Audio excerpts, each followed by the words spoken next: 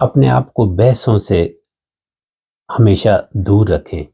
بے وقوف لوگوں کا کام ہے ہمیشہ لڑائیاں کرنا، بحثیں کرنا، اپنا ٹائم بھی ضائع کرنا اور دوسروں کا بھی ضائع کرنا۔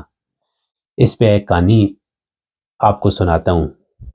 ایک دن ٹائیگر اپنا کام کر رہا تھا جنگل میں اور اوپر سے گدھا آیا۔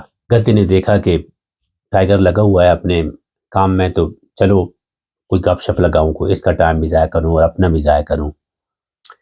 تو گدھے نے کہا کہ بہت پیارا دن ہے آج، زبردست دھوپ لگ رہی ہے اور گھاس اس طرح چمک رہا ہے اور کتنا پیارا رنگ ہے اس کا۔ ٹائیگر نے کہا بالکل بہت اچھا دن ہے اور کتنا اچھا لگ رہا ہے یہ سبزہ اور سارا کچھ۔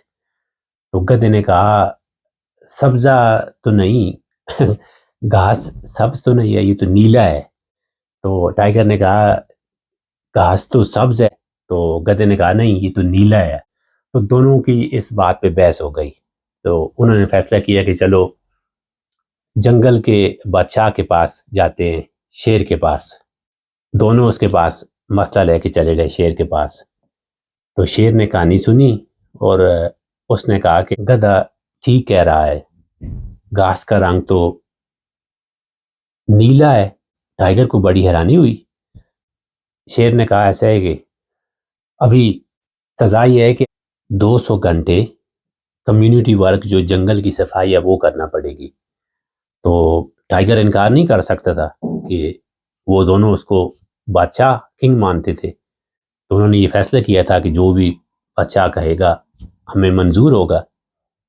تو گدھا خوش خوش چلا گیا اور ٹائیگر نے اپنا کام شروع کر دیا۔ تو جب اس نے اپنی وہ کمیونٹی آورز جو سزا ختم کی، گھنٹے پورے کیے، صفائی سارا جنگل صاف کیا، تو وہ بڑی حسرت سے شیر کے پاس پھر گیا۔ تو اس نے کہا کہ میں بڑا حیران ہوں کہ مجھے گھاس سبز کیوں نظر آ رہا ہے اگر یہ نیلا ہے تو۔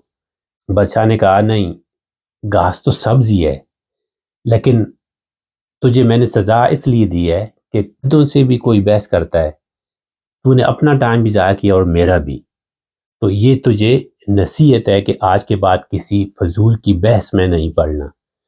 تو اسی طرح ہم کو بھی فضول کی بحثیں نہیں کرنی چاہیے، فضول کی بحثوں سے بچنا چاہیے۔ کبھی بھی آپ نے دیکھا ہوگا کہ مناظروں سے، بحثوں سے کوئی مسئلہ حل نہیں ہوا بلکہ اور بگڑا ہے۔